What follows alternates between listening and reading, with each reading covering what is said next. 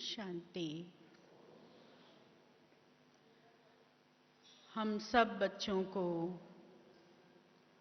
बाबा ने इतनी सारी आत्माओं में से चुन करके अपना बनाया है।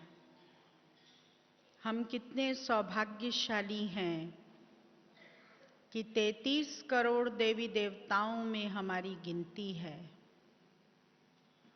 और डायरेक्ट भगवान से पढ़ाई पढ़ रहे हैं, जिसकी चाहना सबने रखी है कि परमात्मा हम आत्माओं को पढ़ाए, हमारा जीवन बनाए। और परमात्मा ने तो हम बच्चों का जीवन इतना श्रेष्ठ बना दिया। देवता बनाने से पहले वो हमें ब्राह्मण बनाता है। ब्राह्मण बनाकर ही हमारे अंदर दिव्य गुण धारण करवाता है। परमात्मा ने हम आत्माओं को चुनकर सच्चा सच्चा ब्राह्मण बनाया। तो ब्राह्मणों की विशेषता है ही ज्ञान सुनना, ज्ञान सुनाना, अर्थात निरंतर वो सुनाते भी हैं और सुनते भी हैं, आत्मचिंतन भी करते हैं। आत्मचिंतन के साथ साथ अन्य आत्माओं को भी उस चिंतन के अनुभव में ले जाते हैं। और इसके साथ साथ यज्ञ भी खुद करते हैं और यज्ञ करवाते भी हैं।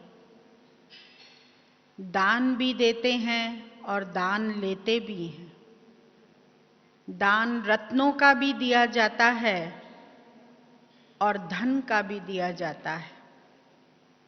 धन का दान भविष्य के लिए है, ज्ञान रत्नों का दान वर्तमान जीवन के लिए और भविष्य जीवन के लिए है। और साथ साथ सबसे मुख्य धारणा है ब्रह्मचर्य की पालना करना सिखाते हैं कि गृहस्थ में रहते, प्रवृत्ति में रहते अपने जीवन को श्रेष्ठ बनाने का कार्य बच्चों को करना है। ब्राह्मण अति उत्तम तभी बन सकते हैं, देवी देवताओं की श्रेणी में तभी जा सकते हैं जब अपने जीवन को इतना महान बनाएं, इतना उच्च बना दे, इतना श्रेष्ठ बना दे। तो बाबा ने हम बच्चों के अंदर रूहानियत भरी और हम बच्चों को कल्याणकारी बनाने का बीड़ा उठाया। कल्याणकारी स्थिति हमारी तभी बन सकती है जब हमारे अंदर कुछ विशेषताएं आ जाएं।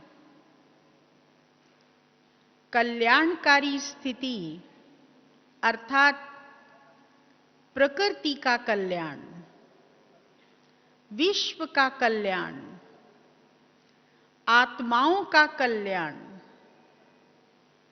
और हर व्यक्तित्व का कल्याण करने के निमित्त हम आत्माएं हैं।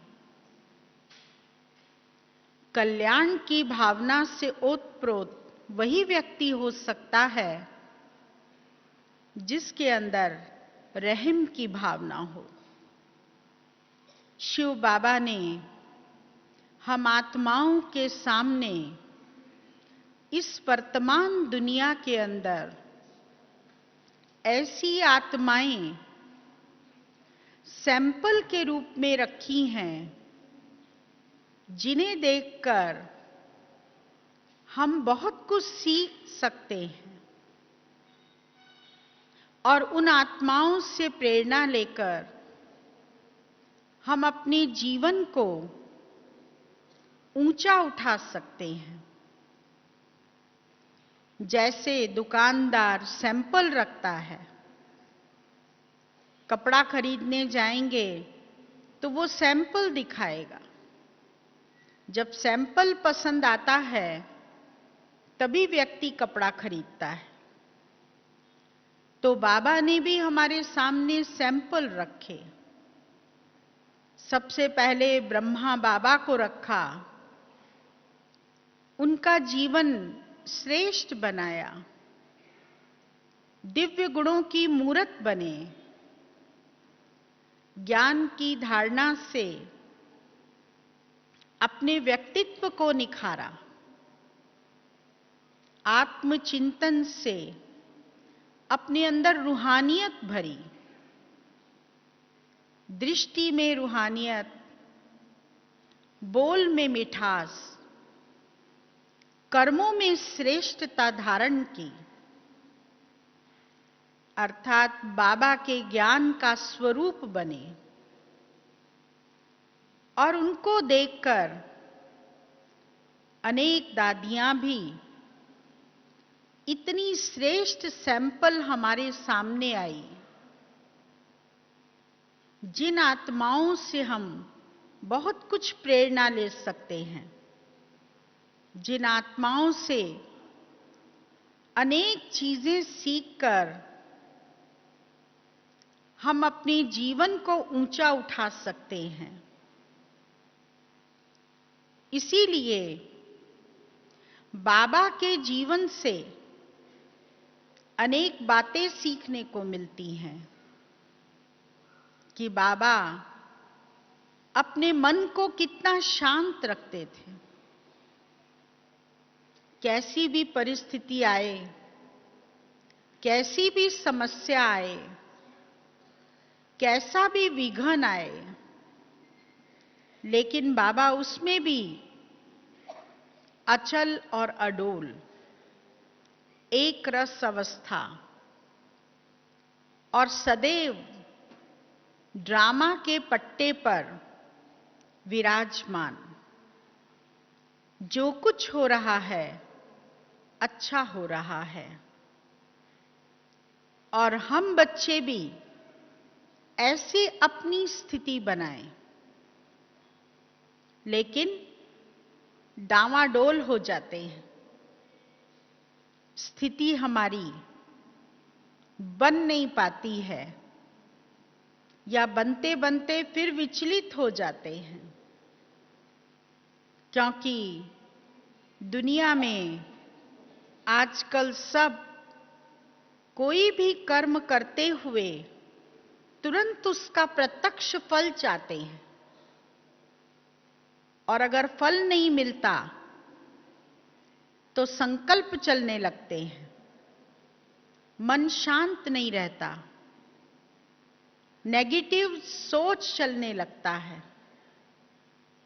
जबकि बाबा ने हम बच्चों को सकारात्मक सोच दिया है, सकारात्मक चिंतन दिया है कि बच्चे इस चिंतन से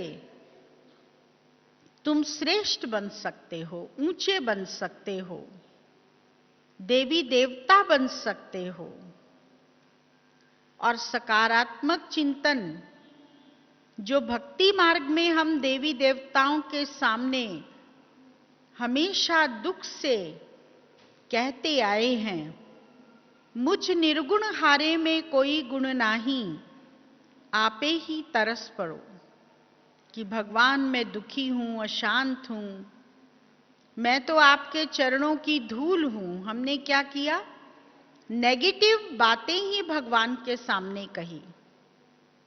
तो जैसा संकल्प रखेंगे वैसे बन जाएंगे। जब सोच ही हमारी ऐसी रही तो हम बन गए तमो प्रधान। तो बाबा ने आकर सबसे पहले हमारी सोच को सुधारा और कहा, बच्चे ये चिंतन करो कि मैं शुद्ध और पवित्र आत्मा हूं और परम पिता परमात्मा की संतान हूं, देवी देवता बनने वाली हूं। नर से नारायण और नारी से लक्ष्मी बनने वाली हूं। इसीलिए जब हम इतना पवित्र और श्रेष्ठ संकल्प करते हैं, सकारात्मक चिंतन करते करते हम देवी देवता बन ही जाते हैं। सतयुगी दुनिया, उसका आगमन हो ही जाता है। बाबा ने हम बच्चों को काम दिया कि बच्चे, तुम्हें सतयुगी दुनिया को लाना है। उसके लिए अपने जीवन में रहम दिल बन सारे विश्व का कल्याण करने का भाव रखना है। रहम की भावना से ओतप्रोत हम आत्माएं जब अपने आप को देखती हैं तो ये समझ में आता है कि अभी हम बाप समान बनने का लक्ष्य रखकर उनके अनुसार हमारी चलन, बोल और कर्म तीनों ही चीजें वैसी होनी चाहिए। रूहानियत भरी हो।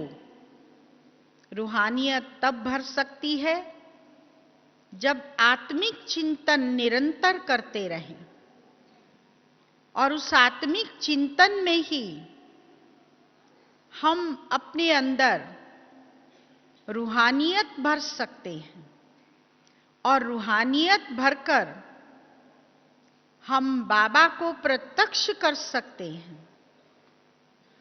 तो बाबा ने हम बच्चों के ऊपर ये बीड़ा रखा है, ये लक्ष्य दिया है हमको कि बच्चे, तुमको सर्वात्माओं को कल्याण की भावना रख उनको निरंतर आगे बढ़ाते रहना है। जैसे बाबा में भी रहम की भावना थी, कितना बाबा सबके कल्याण की बात सोचता था। सब आत्माओं के प्रति भावना रहती थी बाबा की कि सर्व का कल्याण हो, सर्व के अंदर सुख शांति आए। जो तड़पती और प्यासी आत्माएं हैं वो श्रेष्ठ बन जाएं, वो महान बन जाएं, ऊंची उठ जाएं। और बाबा हमेशा वही भाव रखकर सब आत्माओं की विशेषता को देखते थे। जो भी बच्चे बाबा से मिलने आते थे तो बाबा उनकी विशेषता को जान जाता था, और उस विशेषता के आधार पर उनको कार्य देता था। बाबा के मन में हमेशा ये भाव रहता था कि बाबा को पहचान कर इस बच्चे ने बाबा का हाथ पकड़ा है। कैसा भी बच्चा है लेकिन भगवान का बच्चा है, तो भगवान का बच्चा होने के नाते इस बच्चे को उंगली पकड़कर आगे चलाना है। भविष्य में इसका लक्ष्य क्या होगा, भविष्य में आत्मा कितनी महान पहुंच जाएगी, इस बात को कोई नहीं जानता सिवाय बाबा के। और ऐसा देखने में आया कि बाबा ने जिन आत्माओं को आगे बढ़ाया, जिन आत्माओं के सामने कोई लक्ष्य दिया, वो आत्माएं निरंतर बाबा का नाम बाला करती रही और अपने जीवन में बहुत आगे बढ़ गई। तो बाबा ने बच्चों को शांत स्थिति के साथ साथ प्रेम स्वरूप की धारणा करना भी सिखाया कि बच्चे प्रेम की मूर्त बनो, हर एक आत्मा से प्रेम का व्यवहार करो, हर एक आत्मा के प्रति ये भाव रखो कि इस आत्मा को कैसे हम प्रेम से आगे बढ़ाएं। किसी के अवगुणों का वर्णन मत करो, न चिंतन करो, न सोचो, क्योंकि सोचेंगे तो वही हमारी धारणा बन जाएगी। प्रत्येक व्यक्ति के गुणों को देखो, प्रत्येक व्यक्ति को आगे बढ़ाने का लक्ष्य रखो, हर एक की विशेषताओं को देखकर उन्हें आगे बढ़ाओ।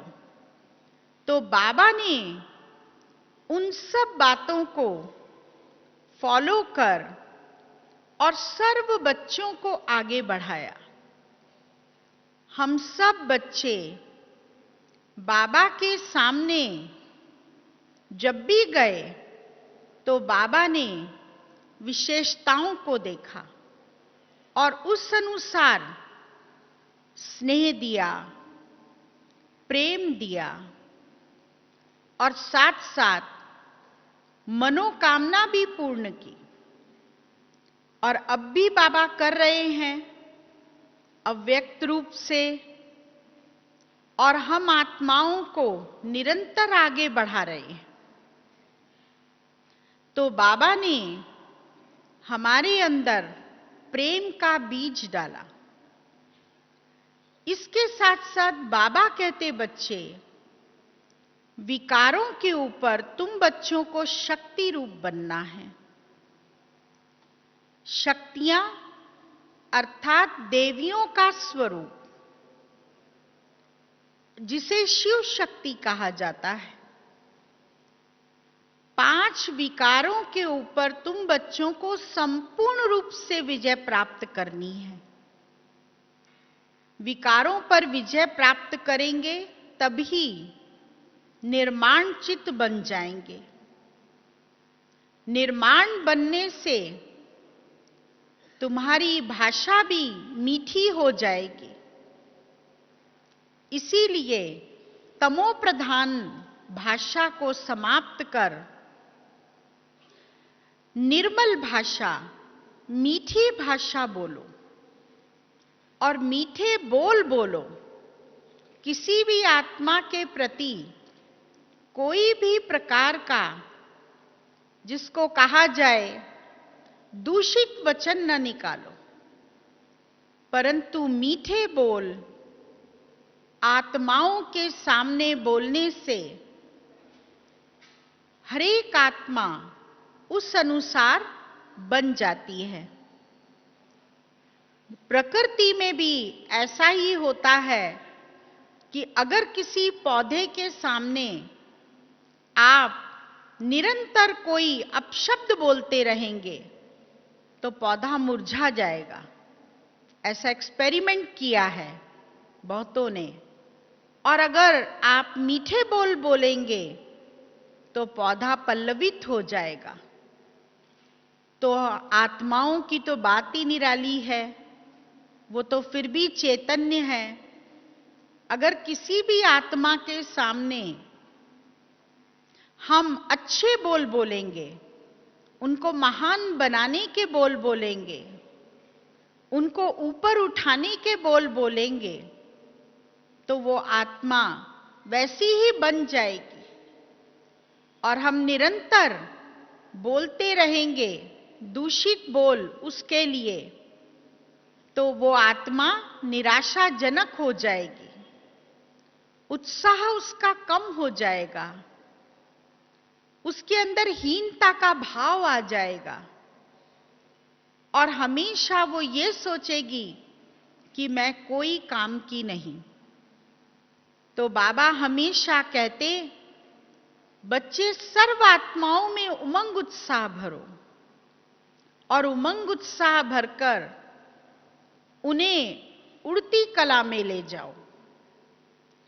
हीनता का भाव न आने दो, क्योंकि हीनता का भाव अगर आता है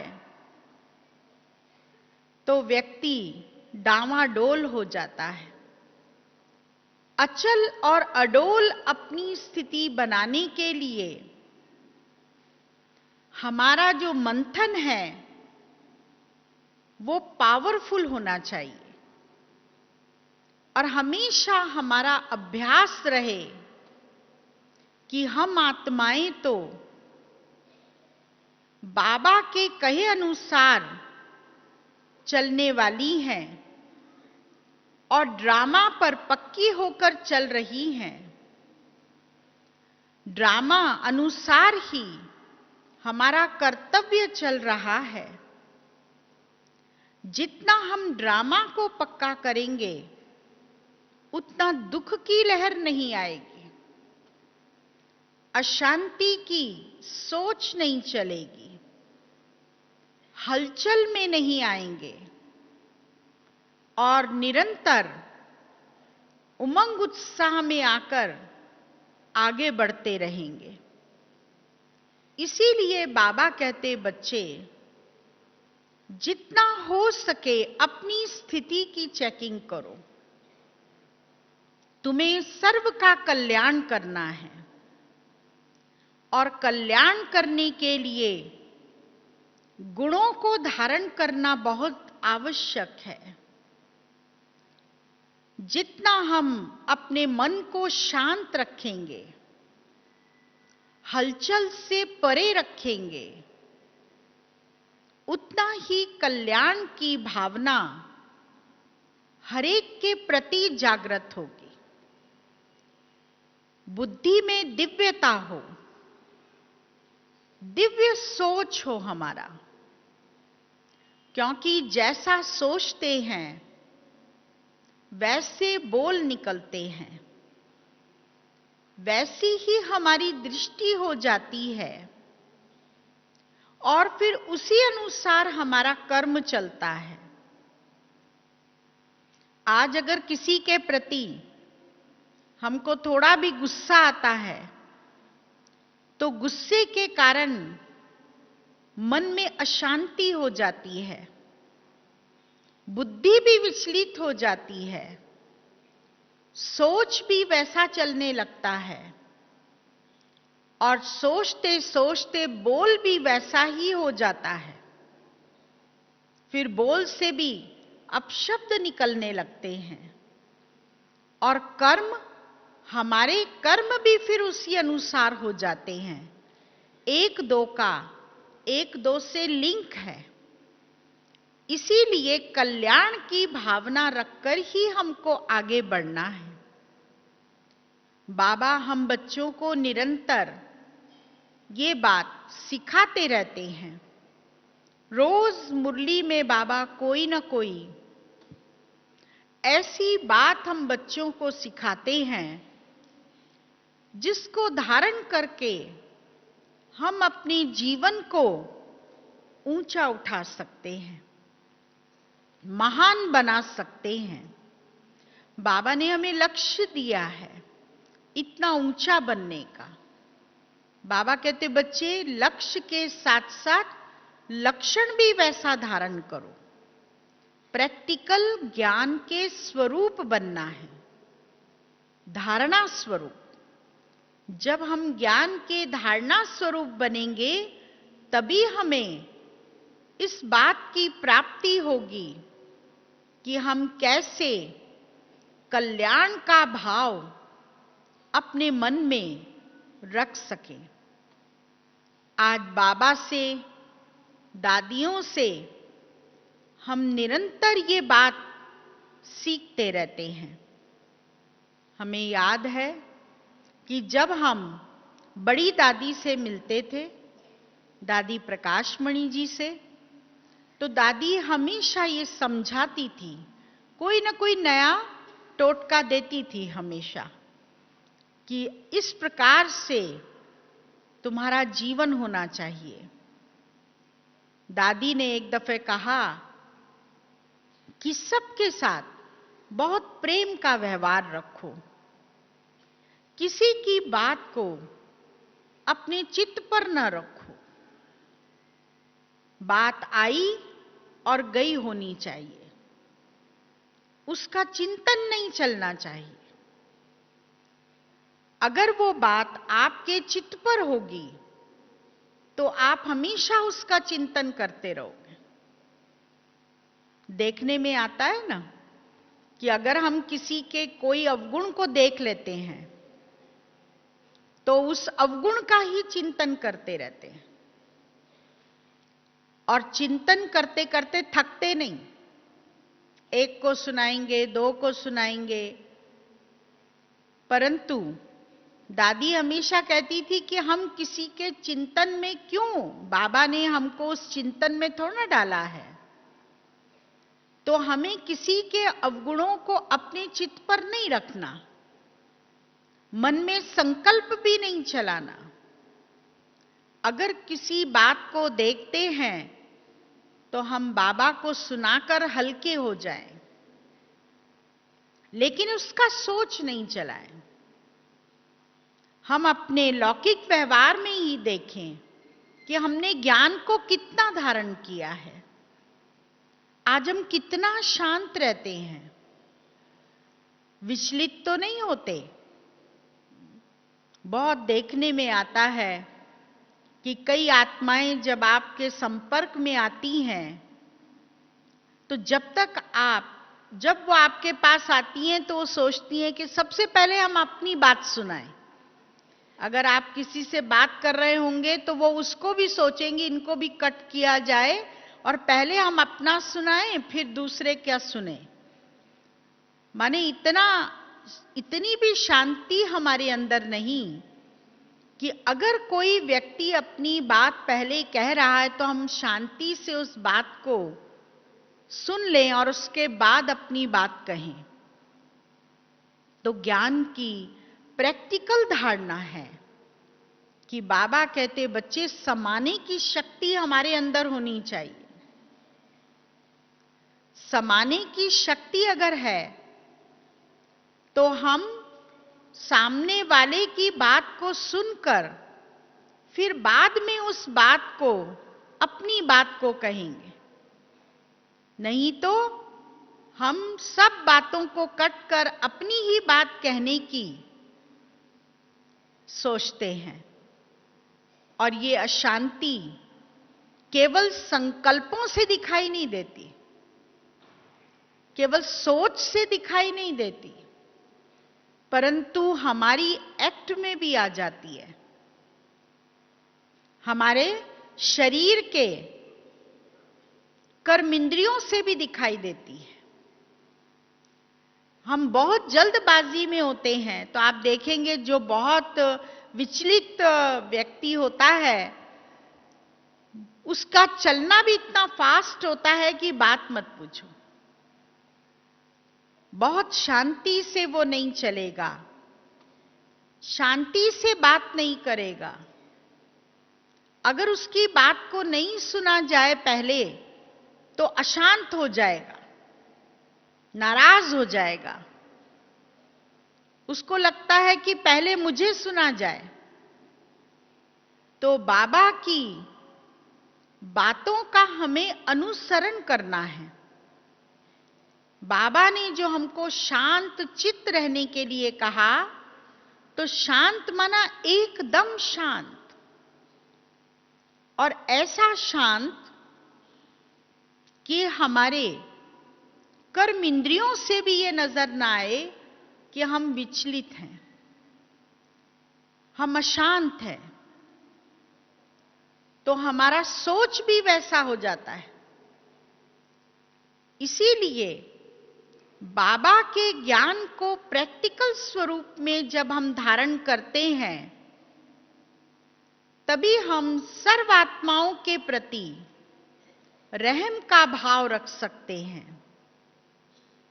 नहीं तो हम सोचते हैं कि हमको पहले ही अपना कार्य कराना चाहिए इस व्यक्ति से। अगर वो व्यक्ति हमारा कार्य नहीं करता तो हम नाराज हो जाते हैं, क्रोधित हो जाते हैं और बोलना बंद कर देते हैं। अर्थात हमारा व्यवहार जो है वो परिवर्तित हो जाता है।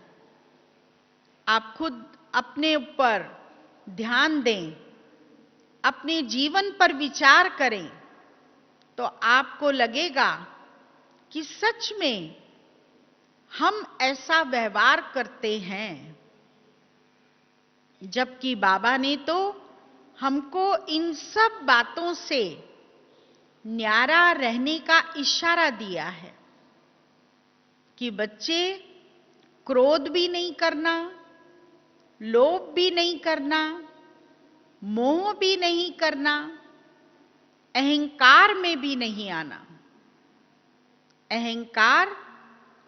अहंकार तो बहुत सूक्ष्म भी होता है, जो व्यक्ति के अंदर अहम भाव पैदा कर देता है। चाहे वो शुद्ध अहंकार हो, चाहे अशुद्ध अहंकार हो। अशुद्ध अहंकार आया तो हम रावण बन जाते हैं। शुद्ध अहंकार आता है तो हम इंद्र बन जाते हैं।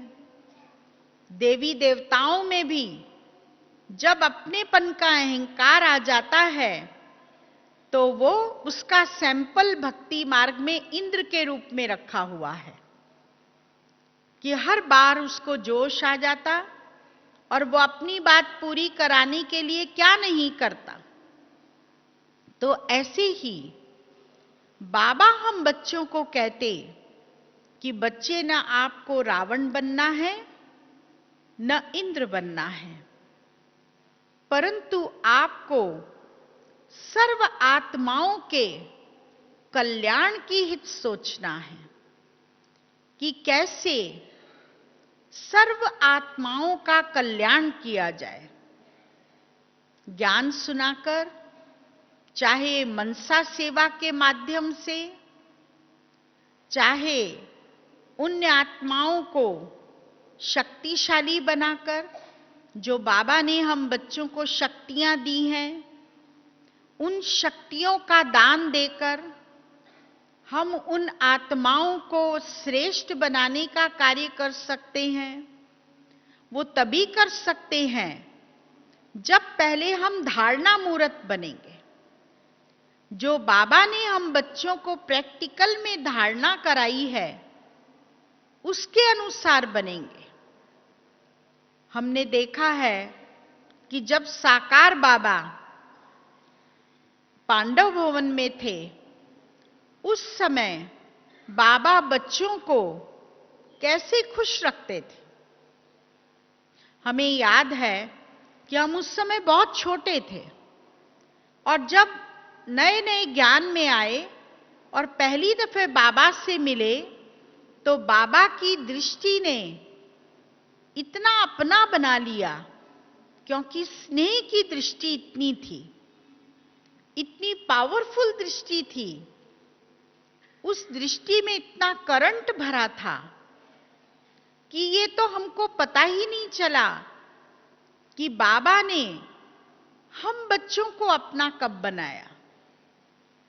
ऐसा कोई संकल्प नहीं था कि हम ब्रह्मा कुमारी बनेंगे या ये ज्ञान सुनेंगे, लेकिन बाबा इतनी पावरफुल अपनी स्थिति रखते थे, उस स्थिति के आधार पर आज बच्चों को अपना बना लेते थे। तो बाबा से ही हमने सीखा कि हमको भी अपनी स्थिति को इतना पावरफुल बनाना है कि कैसे हम तड़पती हुई प्यासी अशांत आत्माओं को शांति के वाइब्रेशन देकर, सकाश देकर उनको बाबा का बच्चा बना दे। तो बाबा हमेशा साकार रूप में सर्व आत्माओं को खुश रखते थे, सबको संतुष्ट रखते थे, सर्व के प्रति कितना ध्यान देते थे। एक दफे हमें याद है कि गांव की पार्टी आई हुई थी पांडव भवन में, ठंड का टाइम था और वो रात को सोए तो बाबा खास चक्कर लगाने गए, देखने के लिए गए कि बच्चे जो हैं वो ठंड में ठिठुर तो नहीं रहे हैं। जब बाबा ने देखा कि नहीं, सब कंबल रजाई ओढ़कर सो रहे हैं, तो बाबा को संतुष्टि हुई। माने बाबा इतना ध्यान रखता था, बाबा इतना बच्चों के प्रति सोचता था। बाबा हमेशा ये समझता था कि ये सब बच्चे बाप के घर में आए हैं तो सुख चैन इनको प्राप्त होना चाहिए, शांति की स्थिति प्राप्त होनी चाहिए। यही बात बाबा से जो दादियों ने सीखी है वो दादियों में भी दिखाई देती है। बड़ी दादी तो इन बातों का बहुत ध्यान रखती थी और वर्तमान में भी जो हमारी दादियां हैं वो भी हम बच्चों का कितना ध्यान रखती हैं कि कितनी भी तबीयत खराब हो, कितना भी शारीरिक व्याधि हो, लेकिन इतने भाई बहन दूर से आए हैं तो उनसे मिलना जरूर चाहिए, उनको दृष्टि जरूर देनी चाहिए। ऐसा संकल्प हमारे जितने भी बड़े हैं, चाहे वो भाई हैं, चाहे दादियां हैं, वो सब इतना ध्यान रखते हैं, वैसी पालना देते हैं, क्योंकि ये पालना की गुण उन्होंने बाबा से सीखे हैं। बाबा ने कितनी भी तबीयत खराब हुई बाबा की, अंत में भी बाबा ने क्लास में बच्चों से विदाई ली और उसके बाद बाबा अव्यक्त हुए। तो इसी रीति से हमारे बड़े भी हम सब बच्चों का इतना ध्यान रखते हैं कि ये बच्चे बाबा के घर में आए हैं तो कुछ न कुछ लेकर जरूर जाएं, यहां से कोई नई प्रेरणा लेकर जाएं, नई बातें लेकर जाएं और जीवन में धारण करें, प्रैक्टिकल स्वरूप बन। तो हम बच्चों को भी ये संकल्प होना चाहिए कि हम बाबा की श्रीमत प्रमाण चलेंगे और जो बाबा कहता है उस अनुसार स्वरूप बनेंगे, क्योंकि ज्ञान का स्वरूप बनना माना प्रैक्टिकल जीवन में धारण करना। हमारा जीवन इतना प्रैक्टिकल स्वरूप हो, इतनी श्रेष्ठता हो हमारे अंदर, हम इतने महान बन जाएं कि सर्व आत्माओं को ये भासना आए कि ये इस दुनिया के अंदर कोई अलौकिक व्यक्तित्व है। तो बाबा हम बच्चों को कितना ऊंचा उठाना चाहता है, कितना महान बनाना चाहता है। इसीलिए बाबा ने हम बच्चों को जो ज्ञान दिया है उस ज्ञान को हमें निरंतर फॉलो करना चाहिए। बाबा कितना महान है कि उसने हमें चुन करके, हमारे पर रहम करके, हमारे पर तरस करके हमको ज्ञान योग की शिक्षा देकर महान बनाने का कार्य किया है, दिव्य गुणों की मूर्त बनाने का कार्य किया है। मूर्ति ढल रहा है बाबा। जब कोई कलाकार मूर्ति बनाता है तो वो इतनी सुंदर बनाता है कि उसके अंदर कोई डिफेक्ट ना दिखाई दे। तो बाबा ने भी हम बच्चों को इतनी सुंदर मूर्त बनाया है।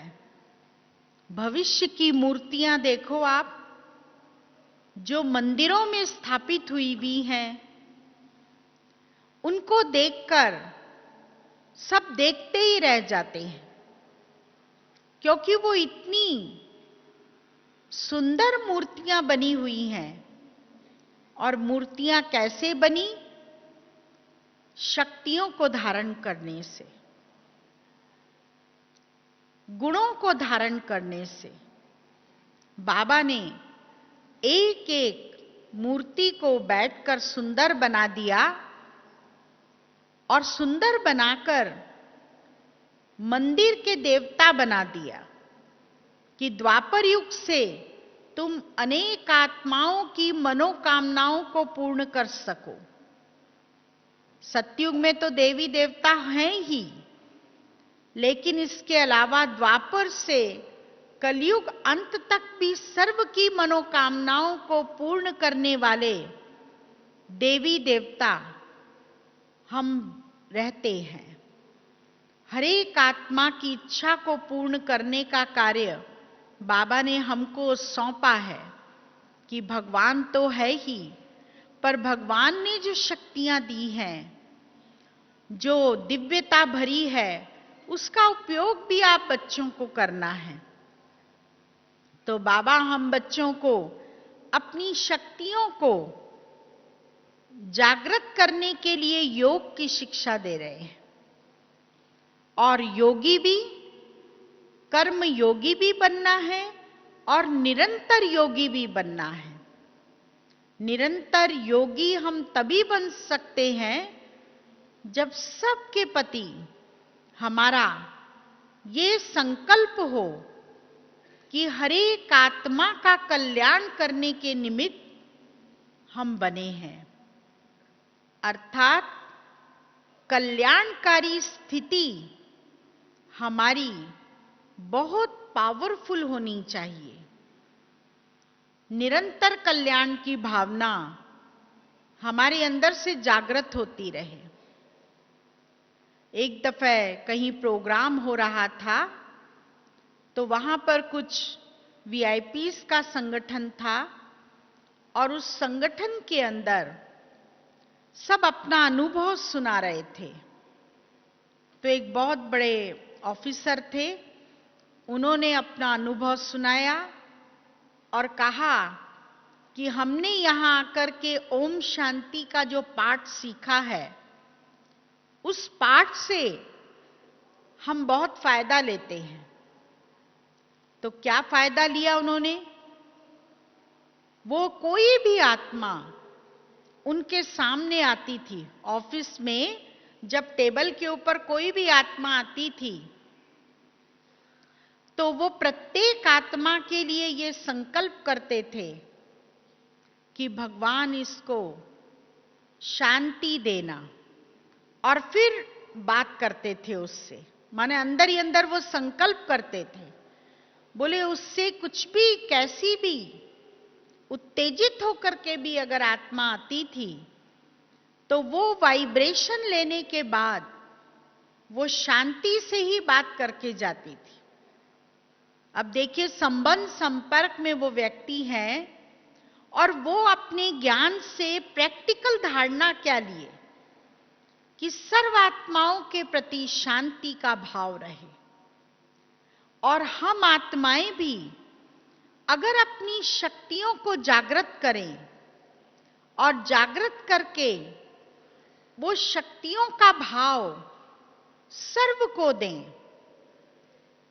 समाने की शक्ति हो, चाहे सहयोग की शक्ति हो, चाहे सहन शक्ति हो, कोई भी शक्ति का दान अगर आने वाले भाई बहन जो हमारे संपर्क में आते हैं, जो मिलते हैं, जो रोजमर्रा हमसे बातचीत करते हैं, हमारे संकल्पों से वो भाव अगर हम उनको देते हैं, तो उन आत्माओं को उन शक्तियों की महसूसता होती है।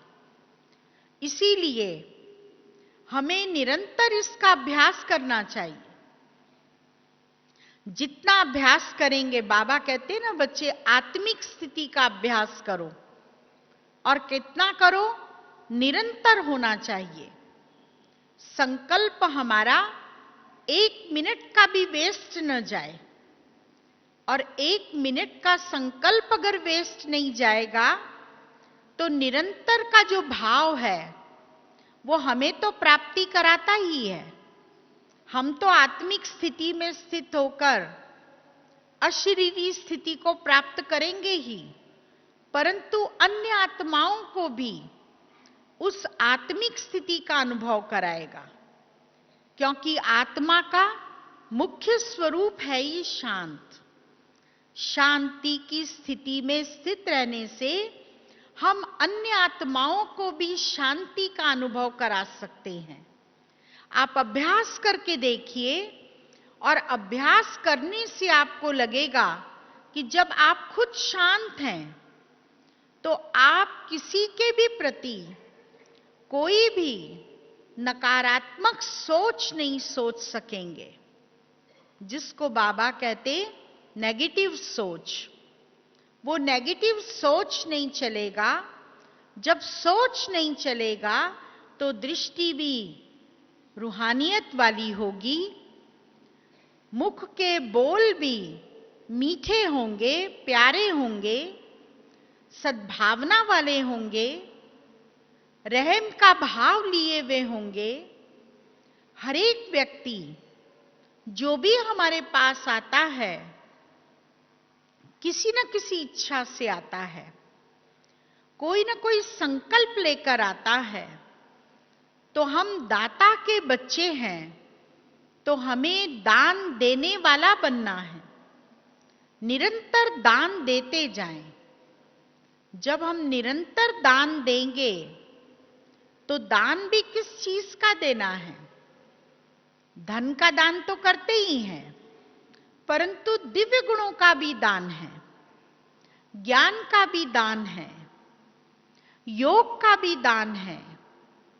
और साथ साथ हम आत्माएं जब दान करती हैं तो उस दान से सामने वाली आत्मा को भी यही प्रतीत होता है कि मुझे राहत मिल रही है, मुझे इनकी दृष्टि से रहम का भाव प्राप्त हो रहा है।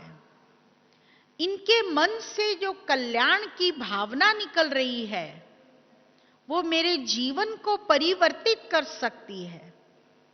तो हम सामने वाले जो भी व्यक्ति हमारे सामने आ रहे हैं उन सब के अंदर इस तरह का भाव पैदा करें।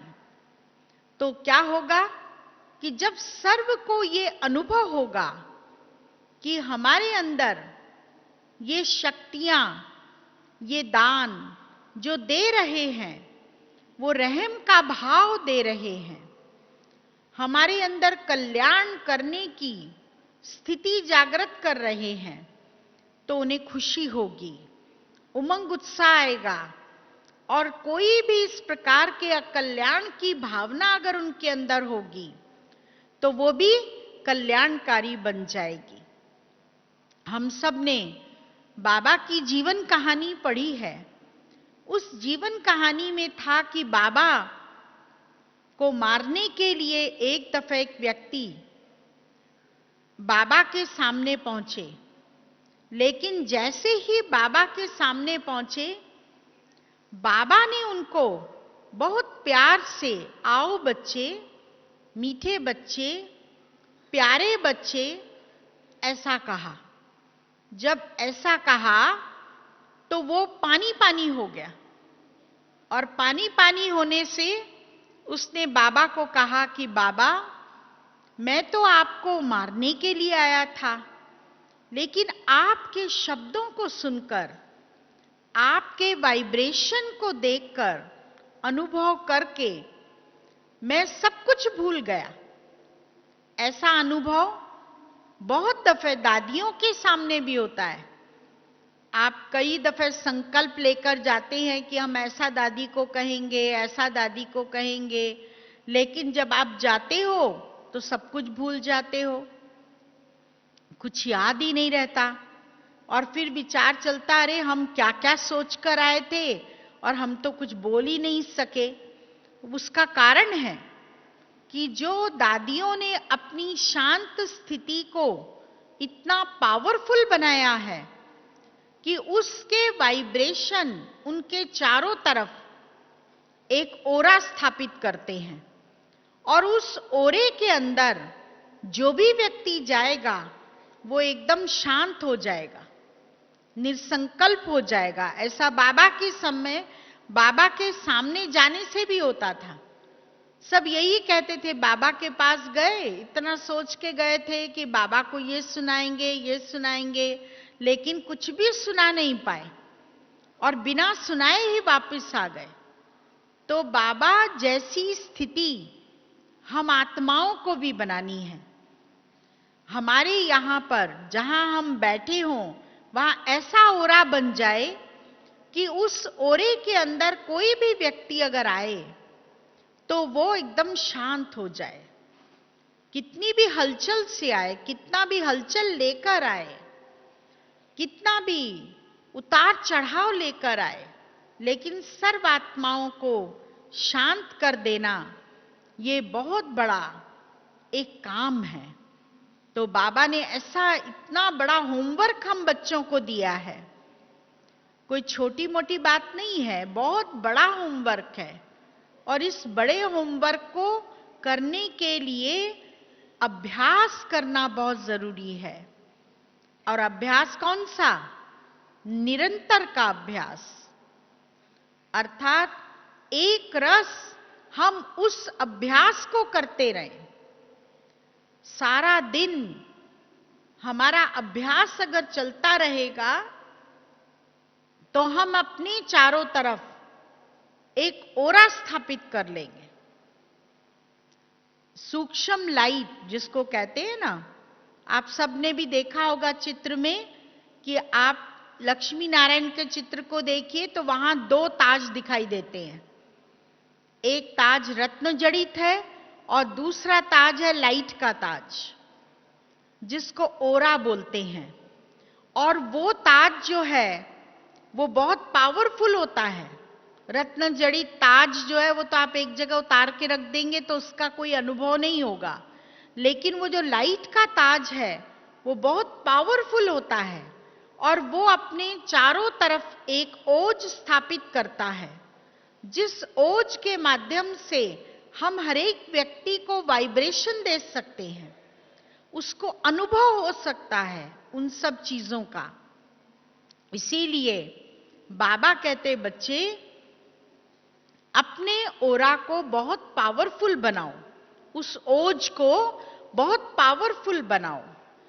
पावरफुल बनाने के लिए आपको अभ्यास करने की आवश्यकता है। कोई भी चीज का जब हम निरंतर अभ्यास करते हैं तभी वो हमको प्राप्त होती है। तो इसीलिए निरंतर अभ्यास करना बहुत जरूरी है। और निरंतर अभ्यास के लिए जरूरी है कि हम सर्व आत्माओं के प्रति रहम का भाव रखें। रहम केवल बोलने तक सीमित ना हो, परंतु दृष्टि में भी रहम होना चाहिए, बोल में भी रहम होना चाहिए और कर्मों से भी हम अपने अंदर रहम धारण करें। किसी भी आत्मा, चाहे वो प्रकृति हो, प्रकृति के प्रति भी रहम चाहिए। अगर आप रहम रखेंगे तो प्रकृति भी आपके ऊपर रहम रखेगी। विनाश के समय प्रकृति का सीन चलेगा ना, तो वो भी फिर आपको उस रहम की दृष्टि रखकर आपको छोड़ देगी। नहीं तो फिर प्रकृति का तो प्रचंड जो विकराल रूप है वो देखते नहीं बनेगा। तो इसीलिए चाहे वो जानवर हैं उनके प्रति भी रहम, अर्थात प्रकृति, सृष्टि, मनुष्यात्माएं, सर्व आत्माओं के प्रति हमारे अंदर रहम का भाव हो और रहम के भाव के द्वारा हम सर्व को वाइब्रेशन देते रहें और सर्व के प्रति कल्याणमय भाव रखकर सर्व का कल्याण करने का सोचें। अर्थात हर आत्मा का कल्याण हो। कोई भी हमारे पास आता है ना तो अंदर संकल्प करना चाहिए कि बाबा इस आत्मा का कल्याण करना, बाबा इस आत्मा का कल्याण करना। जब हम ऐसा भाव रखते हैं तो हर एक आत्मा का कल्याण अपने आप होता जाता है। उसके लिए हमें बहुत मेहनत नहीं करनी पड़ती, परंतु अपने संकल्पों को पावरफुल बनाना पड़ता है। जितना हम पावरफुल बनाएंगे, जितनी हमारी स्थिति पावरफुल होगी, उतना हम सर्व आत्माओं के कल्याण का भाव रखकर उन आत्माओं को गति सद्गति का रास्ता दिखा सकेंगे। ओम शांति।